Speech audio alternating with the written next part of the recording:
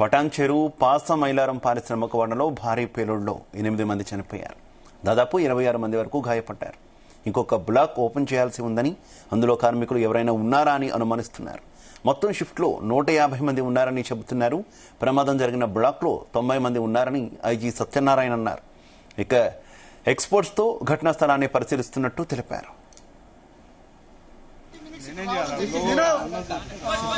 పారిశ్రామిక వాడ పాస్ మైలారు పారిశ్రామిక వాడలో సిగాచి ఫార్మా అనే కెమికల్స్ ప్రొడక్షన్ ఫ్యాక్టరీలో ఒక బ్లాస్ట్ జరిగింది. ఇది 9:28 నుంచి 9:35 మధ్యలో జరిగిందండి. ఇమ్మీడియట్ గా 10 మినిట్స్ దూరంలో ఉన్న పోలీస్ స్టేషన్ కి ఏసీపీ ఆఫీస్ కి చెప్పడం జరిగింది. వాళ్ళు ఫైర్ ని వీళ్ళందరూ వితిన్ 20 మినిట్స్ ఎన్డీఆర్ఎఫ్, ఎస్డీఆర్ఎఫ్, బీడీఆర్ఎఫ్ ఇంచుమించు 10 ఫైర్ ఇంజన్లు, రెవెన్యూ, పోలీసు, స్టేట్ సంబంధించిన బలగాలందరూ కూడా ఇక్కడ రావడం జరిగింది. ఇప్పుడు వరకు 6 స్పాట్లో డెడ్ బాడీని ఫైండ్ అవుట్ చేయడం జరిగింది. 6 డెడ్ బాడీలు. అట్లాగే హాస్పిటల్, ప్రణవ్ హాస్పిటల్ చందానగర్లో 2 వైల్ అండర్ గోయింగ్ ట్రీట్మెంట్ 2 చనిపోయారు. So 8 members confirmed. So 26 members injured అయ్యారు. దాంట్లో కూడా 2-3 చాలా సీరియస్గా ఉన్నారు. సో వాళ్ళు ఇమీడియట్గా మెడికల్ టీం కానీ, అంబులెన్స్లు కానీ ప్రభుత్వ పరంగా ఇమీడియట్గా వాళ్ళ మీద అన్ని జాగ్రత్తలు తీసుకుంటున్నారు. మొత్తం ఎంటైర్ అడ్మినిస్ట్రేషన్ ఇక్కడే ఉంది. యాక్చువల్గా 150 మంది ఒకే షిఫ్ట్ అని చెప్తున్నారు. బట్ ఆ ఏరియాలో 90 మంది అని చెప్తున్నారు. బట్ ఇప్పుడు వరకు 8 డెడ్ బాడీస్, 26 మంది ఇంజర్డ్.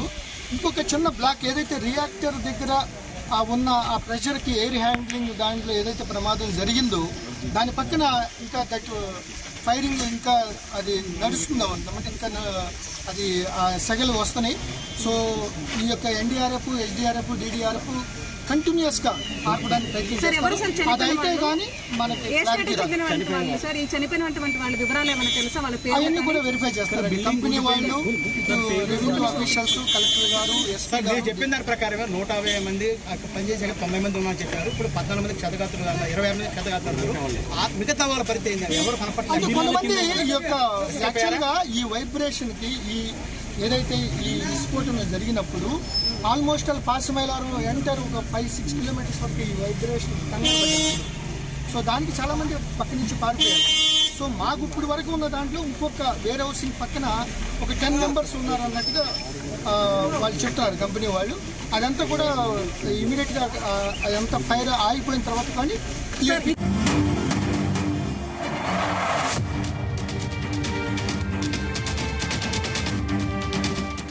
మరోవైపు ఘటనా స్థలాన్ని మంత్రి దామోదర రాజనరసింహ పరిశీలించారు. గాయపడిన కార్మికులకు మెరుగైన వైద్యం అందించాలని ఆదేశించారు. సహాయక చర్యలో కలెక్టర్, ఎస్పీ అధికారులు పాల్గొన్నారు. ఇక అగ్నిమాపక సిబ్బంది మంటలను అదుపు చేస్తున్నారు.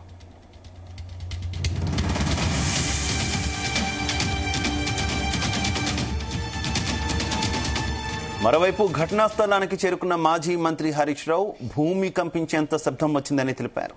ఉదయం 149 మంది పనిచేశారని, 4 అంతస్తుల భవనం కుప్పకూలి 8 మంది చనిపోయారన్నారు. ఇక మృతుల సంఖ్య ఇంకా పెరిగే అవకాశం ఉందని ఆందోళన వ్యక్తం చేశారు. బీహార్, ఛత్తీస్గఢ్తో పాటు తెలుగు వాళ్లు ఉన్నారని తెలిపారు. ఈ ఘటనపై కంట్రోల్ రూమ్ పెట్టాలని, ప్రమాదంపై ప్రభుత్వం నిర్లక్ష్యంగా ఉందంటూ ఆరోపించారు.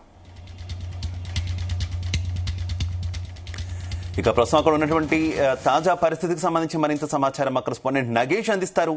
నగేష్.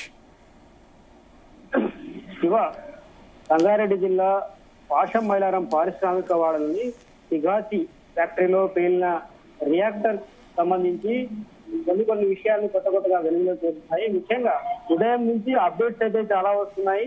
ఈ రియాక్టర్ పేలిన సమయంలో అక్కడ 20 నుంచి 30 మంది కార్మికులే ఉంటారని చెప్పి ప్రాథమికంగా అంచనా వేశారు. కానీ ఆ సమయంలో 149 మంది వరకు ఉదయం షిఫ్ట్ లో ఉన్నట్టుగా తెలిసింది.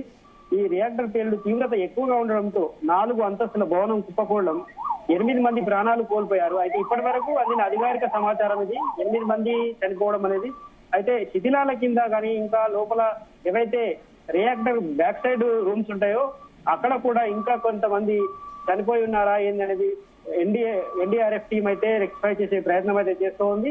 ఒకవైపు అగ్నిమాపక సిబ్బంది, మరోవైపు ఎన్డీఆర్ఎఫ్ టీం, డిఆర్ఎఫ్ మూడు టీమ్స్ అయితే పనిచేస్తూ ఉన్నాయి. ఇప్పటికే ఈ ఫ్యాక్టరీ పేలుడుకు సంబంధించి ఏదైతే రియాక్టర్ పేలుడు గల కారణాలను వైద్య ఆరోగ్య శాఖ మంత్రి, జిల్లా మంత్రి దామోదర్ రాజనరసింహ ఆరా తీశారు. ఉదయం నుంచి కలెక్టర్ ప్రావీణ్య, తర్వాత ఎస్పీ పారితోష్ పంకజ్ కూడా ఘటనా స్థలంలోనే ఉన్నారు. మాజీ మంత్రి హరీష్ రావు సైతం ఇప్పుడే వచ్చి ఎవరైతే ఘటనకు సంబంధించి చనిపోయారో వారి కుటుంబీకుల వివరాలు తెలుసుకునే ప్రయత్నం చేశారు. అటుగా ఆ తర్వాత ఆయన ఎవరైతే ఆ క్షతగాత్రులు అంటే ఈ ప్రమాదంలో గాయపడిన వారు ఆసుపత్రికి వెళ్లి వారి కుటుంబీకులను అయితే పరామర్శించడం జరిగింది. అయితే ఈ ఘటన జరిగిన సందర్భంగా ఎంతమంది డ్యూటీలో ఉన్నారు, తర్వాత ఎవరెవరు ఏ షిఫ్ట్ లో ఉన్నారు అనేది పక్కా సమాచారం అయితే ఇప్పటి వరకు తెలియలేదు. ఎందుకంటే ప్రమాదం జరిగిన సందర్భంలో అక్కడ చెలరేగిన మంటల సందర్భంగా అక్కడ ఉన్న రిజిస్టర్లు కానీ ఇతర సామాగ్రి కూడా కాలిపోవడం జరిగింది. దీంతో అక్కడ అసలు షిఫ్ట్ లో ఎంతమంది పనిచేస్తున్నారన్నది ఆ యాజమాన్యం కూడా స్పష్టంగా చెప్పలేని పరిస్థితిలో ఉంది.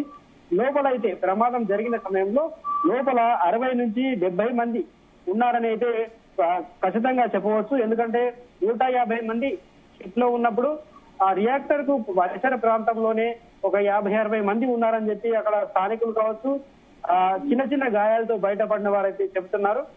అయితే ఈ పాషం మైలారం పారిశ్రామిక వాడ వ్యవహారం అయితే రాష్ట్ర వ్యాప్తంగా సంచలనంగా మారిందని చెప్పుకోవచ్చు.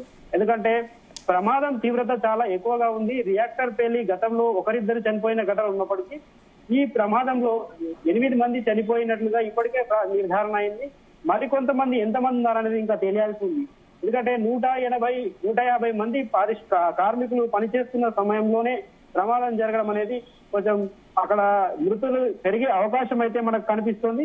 ఇప్పటికే ఎవరైతే మంత్రులు జిల్లా ఇన్ఛార్జి మంత్రి వివేక్ వెంకటస్వామి కూడా వచ్చి ఘటనా స్థలాన్ని అయితే పరిశీలించారు. మొత్తంగా సిగాచి పేలుడు ప్రమాద ఘటన కొంత సంగారెడ్డి జిల్లాలో విషాదాన్ని నింపిందని చెప్పుకోవచ్చు. ఇక్కడ జిల్లా ఉన్నతాధికారులతో పాటు మల్టీ జోన్ ఐజీ సత్యనారాయణ కూడా ఈ ప్రమాద ఘటనా స్థలాన్ని పరిశీలించి ప్రమాద తీవ్రత గురించి ఆయన మీడియాతో మాట్లాడడం జరిగింది. అయితే ఎవరైతే ఈ ప్రమాదంలో తీవ్రంగా గాయపడ్డ ఉన్న వారున్నారో వారికి సంబంధించి పూర్తి డేటాను ఇతర రాష్ట్రాలు అంటే ఛత్తీస్గఢ్, ఒడిశా, ఉత్తరప్రదేశ్, ఇతర రాష్ట్రాల కార్మికులు ఎక్కువ మంది ఉన్నారు కాబట్టి వారికి సంబంధించిన డేటా అయితే తెప్పించే పనిలో ఉన్నారు ఆయా రాష్ట్రాల పోలీస్ అధికారులతో మాట్లాడి. అయితే ప్రమాదానికి సంబంధించి అసలు రియాక్టర్ పేలుడు ఎందుకు జరిగిందనేది ఇప్పుడు తేలాల్సి ఉంది. రెగ్యులర్ గా జరుగుతున్న రియాక్టర్ వర్క్ లో ఏదైనా ఇతర కెమికల్స్ కలిసాయా లేదంటే అయితే నగేష్, ఈ ప్రమాదానికి సంబంధించి యాజమాన్యం ఏమైనా రెస్పాండ్ అయిన సిచ్యువేషన్ ఏదైనా ఉందా?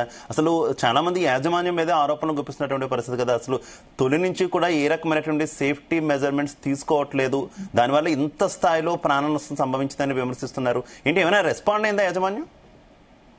యాజమాన్యం ఇప్పటి వరకు అయితే బహిరంగంగా ఎలాంటి ప్రకటన చేయలేదు, మీడియా ముందు కూడా రాలేదు. అయితే మంత్రులు వెళ్లి మాట్లాడిన సందర్భంలో వారికి మాత్రమే యాజమాన్యం సమాధానం ఇస్తుంది. అయితే సిగాచి యాజమాన్యం నేరుగా మీడియా ముందుకు రాకపోవడంతో అసలు ఏ విషయాలను దాచిపెట్టాలని చూస్తుందనే అనుమానాలు అయితే వ్యక్తమవుతున్నాయి. ఎందుకంటే కార్మికులకు సంబంధించి అనేక రకమైన భద్రతా చర్యలు తీసుకోవాల్సి ఉంటుంది ఏ పరిశ్రమ అయినప్పటికీ. ఈ చిన్న చిన్న పరిశ్రమలో చాలా లోపాలు ఉంటాయి. ఇది పెద్ద పరిశ్రమ కాబట్టి చాలా వరకు సేఫ్టీ మెజర్మెంట్స్ పాటించాల్సి ఉంటుంది. ముఖ్యంగా రియాక్టర్ కు సంబంధించి ఎవరైతే రియాక్టర్ పరిసర ప్రాంతాల్లో పనిచేసే కార్మికులు ఉంటారో వారికి తగిన సేఫ్టీ మెజర్మెంట్స్ అయితే ఇవ్వాల్సి ఉంటుంది. కానీ ఎందుకంటే రియాక్టర్ పేలుడు సందర్భంగా అక్కడే కొంతమంది 10-15 మంది ఎగిరి దూర ప్రాంతాలకు దూరంగా పడినట్లుగా తెలిసింది. అయితే ఒకసారిగా చెలరేగిన మంటల సందర్భంగా కూడా కొంత ప్రమాద తీవ్రత ఎక్కువగా ఉందని చెప్పుకోవచ్చు.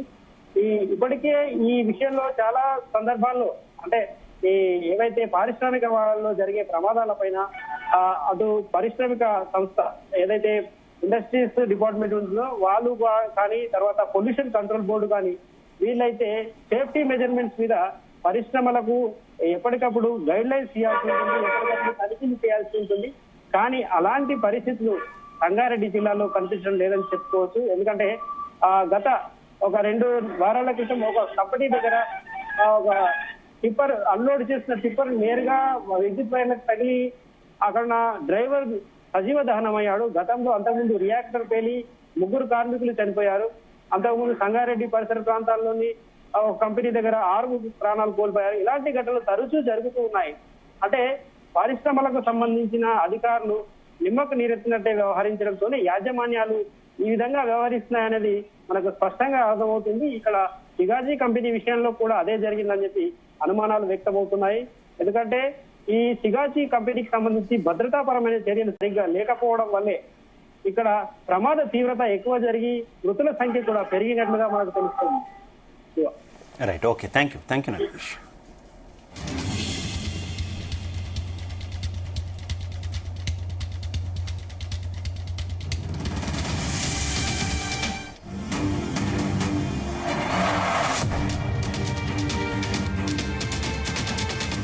పటాన్ చెరువు పాసమైలారం పారిశ్రామిక వాడలో భారీ పేలుడులో 8 మంది చనిపోయారు. దాదాపు 26 మంది వరకు గాయపడ్డారు.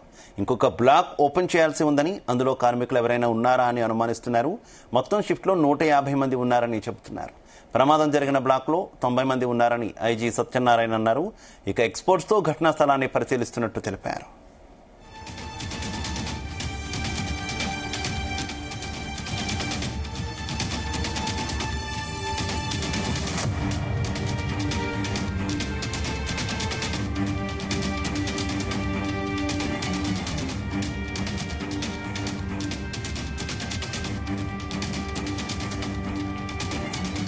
మరోవైపు ఘటనా స్థలాన్ని మంత్రి దామోదర రాజనరసింహ పరిశీలించారు. గాయపడిన కార్మికులకు మెరుగైన వైద్యం అందించాలని ఆదేశించారు. సహాయక చర్యల్లో కలెక్టర్, ఎస్పీ అధికారులు పాల్గొన్నారు. అగ్నిమాపక సిబ్బంది మంటలను అదుపు చేస్తున్నారు.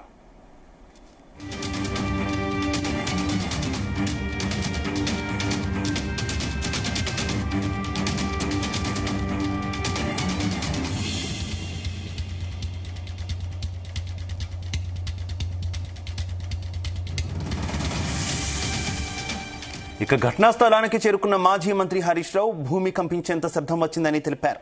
ఉదయం 149 మంది పనిచేశారని, 4 అంతస్తుల భవనం కుప్పకూలి 8 మంది చనిపోయారన్నారు. మృతుల సంఖ్య ఇంకా పెరిగే అవకాశం ఉందని ఆందోళన వ్యక్తం చేశారు.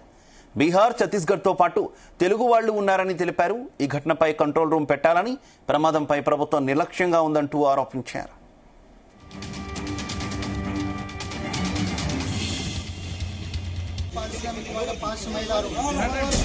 పారిశ్రామిక వాడలో సిగాచి ఫార్మా అనే కెమికల్స్ ప్రొడక్షన్ ఫ్యాక్టరీలో ఒక బ్లాస్ట్ జరిగింది. ఇది 9:28 నుంచి 9:35 మధ్యలో జరిగిందండి. ఇమ్మీడియట్ గా 10 minutes దూరంలో ఉన్న పోలీస్ స్టేషన్ కి ఏసీపీ ఆఫీస్ కి చెప్పడం జరిగింది. వాళ్ళు ఫైర్ ని వీళ్ళందరూ